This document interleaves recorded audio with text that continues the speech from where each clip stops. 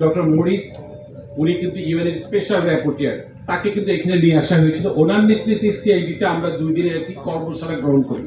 এতে কিন্তু আমরা এই কাজগুলো কি হয়, ইন্টারন্যাশনালি একটি প্রোটোকল আছে যেটাকে মিনেসোটা প্রোটোকল বলে, সেই প্রোটোকল অনুযায়ী প্রত্যেকটা স্টেপকে কিন্তু এটা করতে হয়। কিভাবে এটার প্রসেস শুরু হবে, কিভাবে এই এক্সিমগুলো হবে, সকল কাজগুলো আমরা ঠিক ওই প্রোটোকলটা অনুযায়ী করেছি। পরবর্তীতে আমাদের এই কাজে নেতৃত্ব দেওয়ার জন্য আর্জেন্টিনার বিখ্যাত অ্যানথ্রোপোলজিস্ট, ফরেন্সিক অ্যানথ্রোপোলজিস্ট, উনি 40 বছর ধরে এই কাজের নেতৃত্ব দিচ্ছে এবং 65 দেশে 65টি কান্ট্রিতে এই ধরনের অপারেশনে উনি নেতৃত্বে ছিলেন।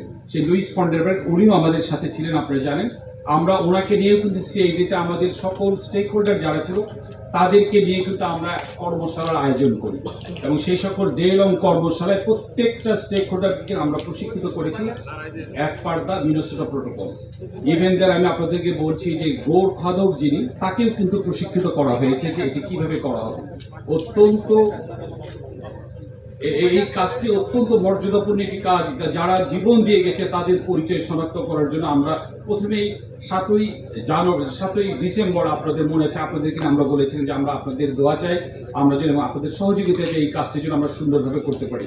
আজকে আলহামদুলিল্লাহ আল্লাহ পাকের অশেষ শুকরিয়া জানাচ্ছি যে আমরা কিন্তু দেশব্যাপী প্রচার করেছিলাম, কারা কারা অজ্ঞত ছিল।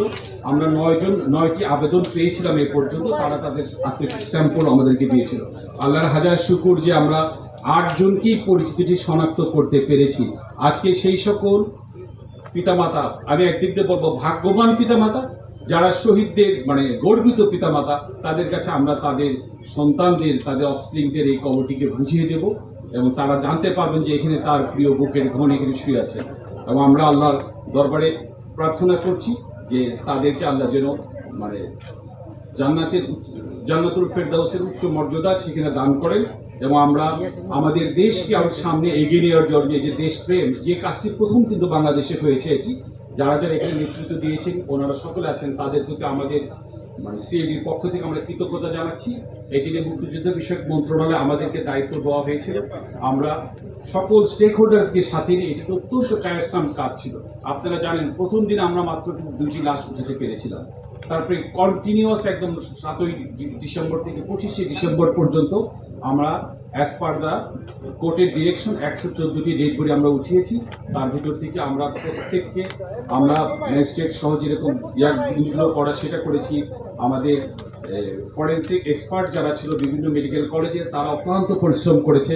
তাদের যে ম্যাজিস্ট্রেটকে দিয়ে সুরতহালের প্রতিবেদন তৈরি করা হয়েছে, ফরেন্সিক রিপোর্ট তৈরি করা হয়েছে। সিআইডির কেমিক্যাল এবং ফরেন্সিক ডিএনএ ল্যাবের যারা প্রশিক্ষিত কর্মকর্তা যারা ছিল, তারা এখান থেকে স্যাম্পল নিয়ে দীর্ঘ প্রসেসের মাধ্যমে কিন্তু আমরা জানতে পেরেছি 8 জনের পরিচয়।